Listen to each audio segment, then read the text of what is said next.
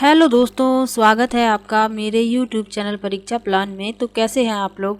I hope अच्छे होंगे। और जैसा कि आप लोगों को पता है कि EVS के प्रीवियस ईयर के क्वेश्चंस मैं सॉल्व करवा रही हूं। तो ये जो पेपर है ये 20 अगस्त 2023 वाला पेपर है। जनवरी 2021 तक मैं सॉल्व करवा चुकी हूं सभी पेपर। उसमें जो भी EVS के क्वेश्चन थे मैंने सभी को सॉल्व करवा दिया है 2011 से 21 तक। उसके बाद क्या हुआ था, ऑनलाइन एग्जाम हुए थे। तो ऑनलाइन वाले पेपर मैं बाद में सॉल्व करवाऊंगी, पहले सभी ऑफलाइन वाले पेपर करवा देती हूं। तो बीच में ऑनलाइन पेपर हुए, उसके बाद 20 अगस्त को फिर से ऑफलाइन ही पेपर हुआ और फिर अभी 21 जनवरी को भी ऑफलाइन ही पेपर हुआ था।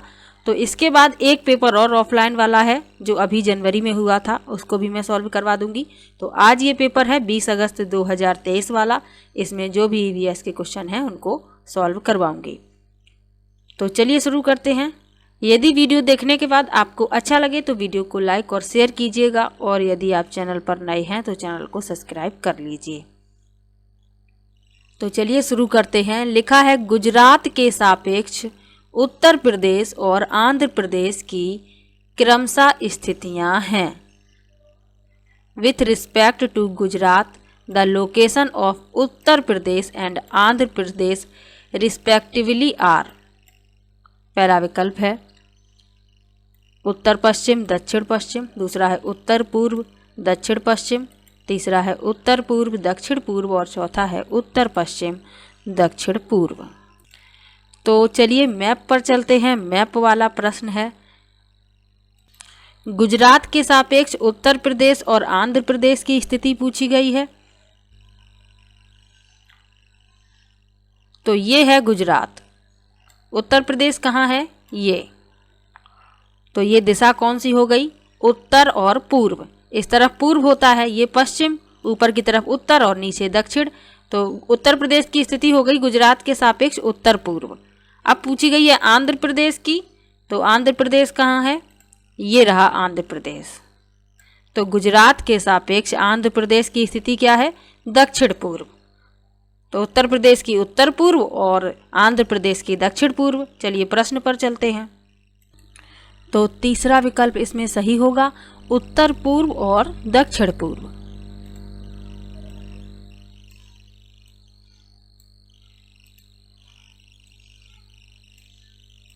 तीसरा विकल्प इसमें सही है। अगला प्रश्न देखते हैं। लिखा है, रामा प्रत्येक शाम को अपने दोस्तों के साथ क्रिकेट खेलता है। क्रिकेट खेलने में कौन सी ऊर्जा का वह उपयोग करता है? Rama plays cricket with his friends every evening. Which energy does he use to play cricket? पहला विकल्प है प्रकाश ऊर्जा, दूसरा है रासायनिक ऊर्जा, तीसरा है मांसपेशियों की ऊर्जा और चौथा है ध्वनि ऊर्जा। तो क्रिकेट खेल रहा है, किस ऊर्जा का वह उपयोग करेगा? मांसपेशियों की ऊर्जा का वह उपयोग करेगा। तीसरा विकल्प इसमें सही होगा।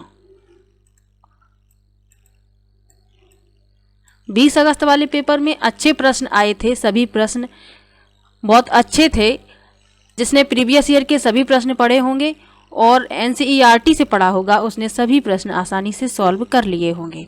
अगला प्रश्न है, जब हम ईंधन जलाते हैं तो हमें प्राप्त होती है। When we burn fuels we get। पहला विकल्प है केवल प्रकाश ऊर्जा, दूसरा है ऊष्मा एवं प्रकाश ऊर्जा, तीसरा है यांत्रिक एवं प्रकाश ऊर्जा और चौथा है प्रकाश एवं ध्वनि ऊर्जा।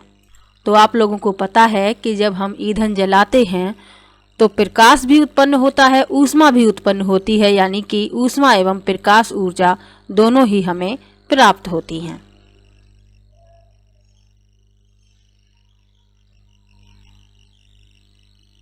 अगला प्रश्न है, निम्नलिखित में से कौन सी असम में खाए जाने वाले चावलों की एक सामान्य किस्म है जो पकने के बाद चिपचिपे यानी स्टिकी हो जाते हैं? पहला विकल्प है बोरा चावल, दूसरा है अरबोरियो चावल, तीसरा है बोम्बा चावल और चौथा है पोन्नी चावल। Which one of the following is sticky rice and is a common variety of rice in Assam? तो आप लोगों को बताना है कि असम में एक चावल की ऐसी किस्म होती है जो पकने के बाद चिपचिपे यानी स्टिकी हो जाते हैं। तो वो कौन से चावल होते हैं? वो होते हैं बोरा चावल। पहला विकल्प इसमें सही है।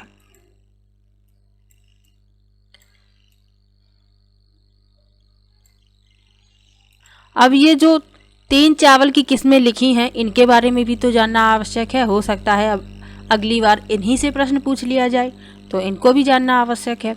तो लिखा है अरबोरियो चावल। ये जो चावल है ये छोटे दाने वाला चावल है और इटली के पीडमोंट क्षेत्र में इसे उगाया जाता है। अगला है बोम्बा चावल। तो बोम्बा चावल क्या है? इसे अरोज बोम्बा भी कहा जाता है और एक प्रकार का छोटे अनाज वाला चावल है जो मुख्य रूप से स्पेन के वालेंसिया क्षेत्र में उगाया जाता है। तो ये स्पेन के वालेंसिया क्षेत्र में उगाया जाता है। कौन सा चावल? बोम्बा चावल। अगला है पोन्नी चावल। तो ये जो पोन्नी चावल है ये भारत के तमिलनाडु क्षेत्र में उगाया जाता है और इसका उपयोग किया जाता है बिरयानी, पुलाव, इडली जैसे व्यंजन बनाने के लिए। तो ये जो चावल की किस्में हैं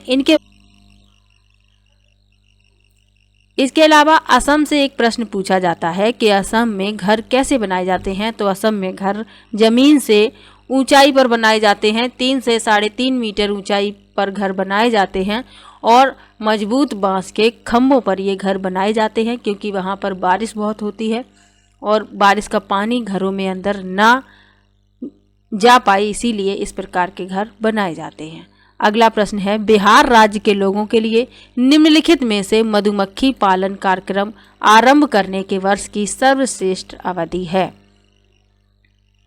select from the following the best period of the year for the people of Bihar to start a beekeeping programme. पहला विकल्प है अक्टूबर से दिसंबर, दूसरा है फरवरी से अप्रैल, तीसरा है अप्रैल से जून और चौथा है अगस्त से अक्टूबर। जो शुरुआत से प्रीवियस ईयर के क्वेश्चन की वीडियो देख रहा है उसने इस प्रश्न का उत्तर आसानी से निकाल लिया होगा। मधुमक्खी के बारे में क्या क्या महत्वपूर्ण तथ्य हैं कि मधुमक्खी जो है अक्टूबर से दिसंबर के बीच उसके अंडे देने का समय होता है और यही समय मधुमक्खी पालन का सबसे अच्छा समय है। इसके अलावा मधुमक्खी के छत्ते में 3 प्रकार की मधुमक्खियाँ होती हैं, रानी मधुमक्खी, नर मधुमक्खी और श्रमिक मधुमक्खी। रानी मधुमक्खी का क्या कार्य है? रानी मधुमक्खी अंडे देती है। श्रमिक मधुमक्खियाँ बहुत ही महत्वपूर्ण होती हैं। छत्ते बनाने का कार्य, फूलों से रस एकत्र करने का कार्य, बच्चे पालने का कार्य। इसके अलावा शहद बनाने का कार्य, ये सभी कार्य श्रमिक मधुमक्खियां ही करती हैं। नर मधुमक्खियां कोई विशेष कार्य नहीं करती और कुछ ही नर मधुमक्खियां छत्ते में होती हैं। तो मधुमक्खियों के बारे में ये याद रखिए, प्रश्न हमेशा ही पूछा जाता है, यही समझ लीजिए। बस पूछने का तरीका हर बार अलग होता है, किसी में कथन दे दिए जाते हैं तो आपको बताना होता है कि मधुमक्खी के बारे में कौन सा कथन सही है। तो मधुमक्खी के बारे में आप लोगों को ये सभी बातें याद रखनी है। जब भी मधुमक्खी का प्रश्न आता है मैं सभी ही इम्पॉर्टेंट जो फैक्ट है मैं बता देती हूँ ताकि आप लोगों को याद रहे। अगला प्रश्न है स्तंभ ए और स्तंभ बी का मिलान कीजिए। तो इसमें मिलान करना है तो चलिए मिला लेते हैं। लिखा है जीरा। तो जीरा जो है छोटा होता है लेकिन खुशबूदार होता है, खाने में इसका यूज किया जाता है। इसको चौथे से मिलाएंगे। इसके बाद है केसर। तो पीले रंग का केसर होता है, इसे तीसरे से मिलाएंगे। मिर्च, दक्षिणी अमेरिका से इसकी उत्पत्ति हुई है और लौंग कील की तरीके से दिखता है। तो इस क्रम में ए का चौथा, बी का तीसरा, सी का दूसरा और डी का पहला यानी कि दूसरा विकल्प इसमें सही है। अगला प्रश्न देखते हैं। लिखा है बंगाल की खाड़ी का तटवर्ती राज्य केंद्र शासित प्रदेश है। पहला विकल्प है उड़ीसा, दूसरा है कर्नाटक, तीसरा है केरल और चौथा है तेलंगाना। तो बंगाल की खाड़ी का तटवर्ती राज्य पूछा गया है। पहला विकल्प इसमें सही है उड़ीसा। इसके अलावा बंगाल की खाड़ी के तटवर्ती राज्य और केंद्र शासित प्रदेश और कौन कौन से हैं? पश्चिम बंगाल है, आंध्र प्रदेश है, तमिलनाडु है, पुडुचेरी है, अंडमान और निकोबार द्वीप समूह है। इस प्रश्न में पहला विकल्प सही है, उड़ीसा। अगला प्रश्न है, जंगलों के बारे में निम्नलिखित कथनों पर विचार कीजिए। लिखा है, कुडुक भाषा में तोरांग का मतलब जंगल है।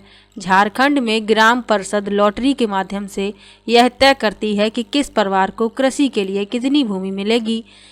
तीसरा है, जंगल अधिकार कानून 2007 उन लोगों को अधिकार दिलाता है जो कम से कम 15 वर्षों से जंगलों में रह रहे हैं और मिजोरम में लगभग 3/4 लोग जंगलों से जुड़े हुए हैं।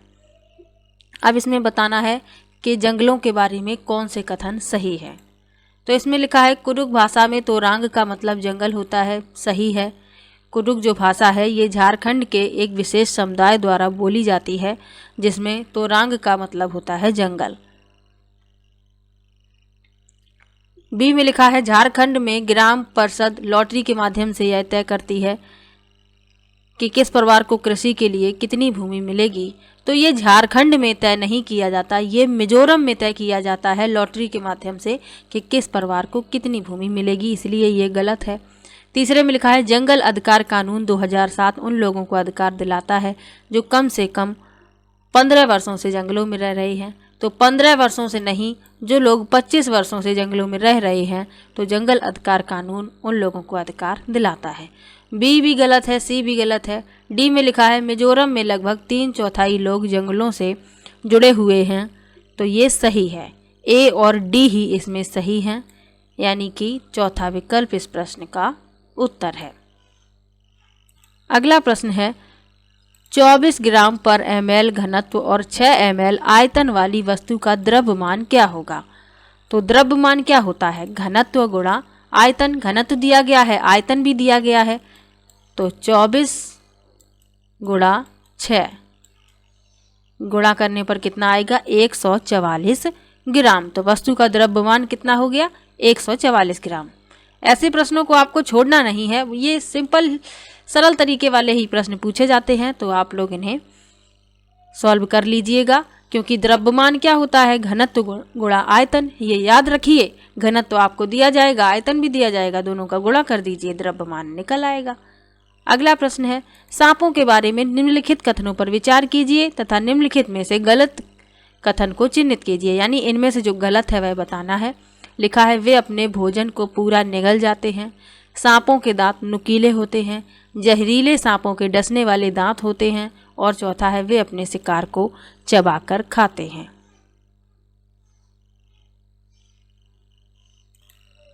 तो इसमें जो गलत है वह बताना है। वे अपने भोजन को पूरा निगल जाते हैं, सही है। सांपों के दांत नुकीले होते हैं, सही है।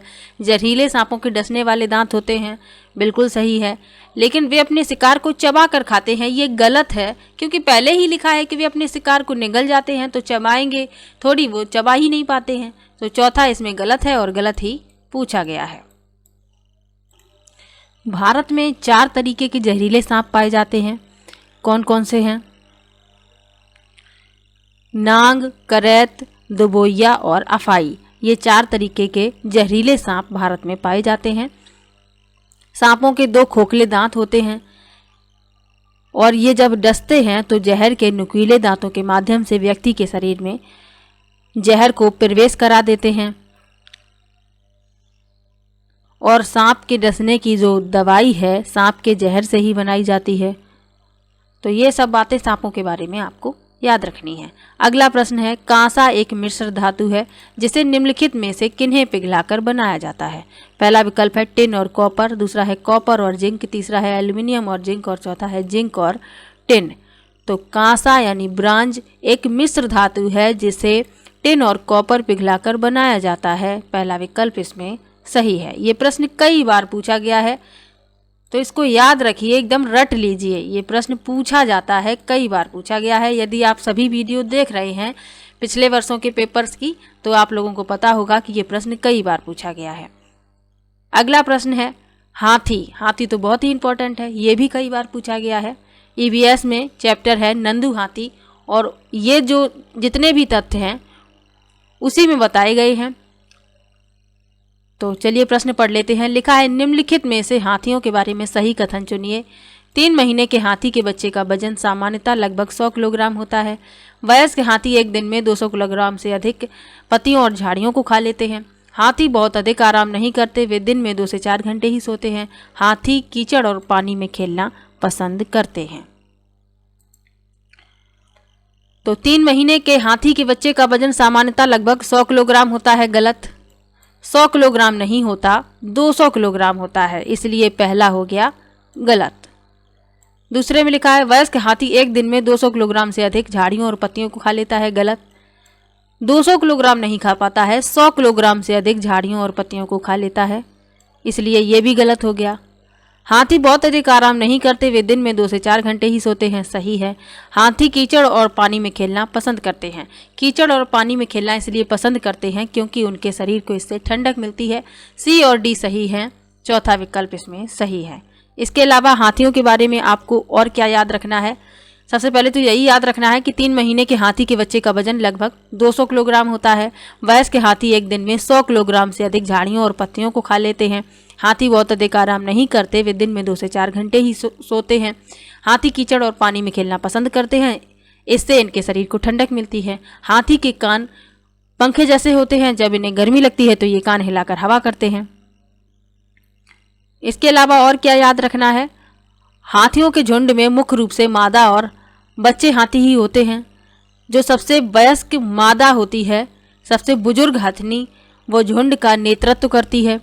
झुंड में 10 से 12 मादा हाथी और बच्चे हो सकते हैं। नर हाथी जो होते हैं 14-15 साल की उम्र तक झुंड में रहते हैं, फिर वे अपना झुंड छोड़ देते हैं और अकेले ही घूमने लगते हैं। तो ये याद रखना है, जो नर हाथी होता है 14-15 साल तक ही झुंड में रहता है, जब तक वह बड़ा नहीं हो जाता। उसके बाद वह झुंड को छोड़ देता है और अकेले ही घूमता रहता है। बुजुर्ग हथनी ही झुंड का नेतृत्व करती है। ये बातें आप लोगों को याद रखनी है। अगला प्रश्न है, निम्नलिखित में से निम्नलिखित कथनों ए और बी पर विचार कीजिए। कथन ए, मनाली में ढालू छतों वाले मजबूत बांसों के खंभों पर बने ऊंचे उठे हुए लकड़ी के घर बनाए जाते हैं। कथन बी में लिखा है, मनाली में बारिश बहुत होती है और बर्फ भी पड़ती है। तो ढालू छतों वाले अभी बताया था, मजबूत बांसों के खंभों पर जो घर बनाए जाते हैं वे मनाली में नहीं असम में बनाए जाते हैं, इसलिए कथन ए तो गलत हो गया। मनाली में बहुत बारिश होती है और बर्फ भी पड़ती है, तो बी सही है। ए गलत परंतु बी सही, पहला विकल्प इसमें सही है।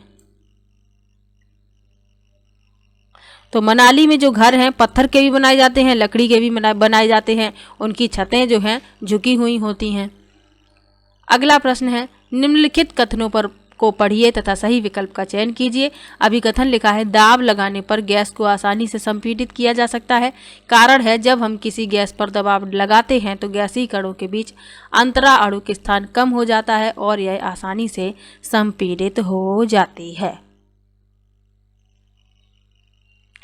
तो अभिकथन और कारण दोनों ही सही हैं और इसे संपीड़ित किया जा सकता है, और जब हम किसी गैस पर दबाव लगाते हैं तो गैसीय कणों के बीच अंतरा अणु के स्थान कम हो जाता है और यह आसानी से संपीड़ित हो जाती है। दूसरा विकल्प इसमें सही है। अगला प्रश्न है, पौधों के निम्नलिखित मुख्य कार्यों पर विचार कीजिए। भोजन का उत्पादन और भंडारण करना, पौधे को शक्ति प्रदान करना और सहारा देना, पौधे के अन्य भागों को जड़ों से जल और खनिज का स्थानांतरण करना। तने के मुख्य कार्य हैं। ये जो कार्य लिखे हैं इनमें से तने के कार्य बताने हैं। तो भोजन का उत्पादन और भंडारण, ये पत्ती का कार्य है। पौधे को शक्ति और सहारा देना और पौधे के अन्य भागों को जड़ों से जल और खनिज का स्थानांतरण करना, ये तने के कार्य हैं। बी और सी यानी पहला विकल्प इसमें सही है। तो ये जो पेपर हुआ था ये हुआ था 20 अगस्त 2023 को। तो इसमें ईवीएस के अच्छे प्रश्न पूछे गए थे, काफ़ी प्रश्न पिछले वर्षों से पूछे गए थे, अच्छा पेपर था ये। तो चलिए मिलते हैं नेक्स्ट वीडियो में 21 जनवरी 2024 वाले पेपर के साथ।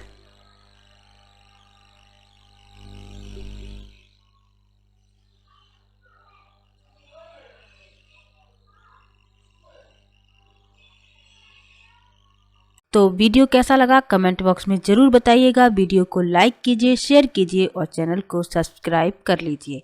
मिलते हैं नेक्स्ट वीडियो में, तब तक के लिए बाय बाय।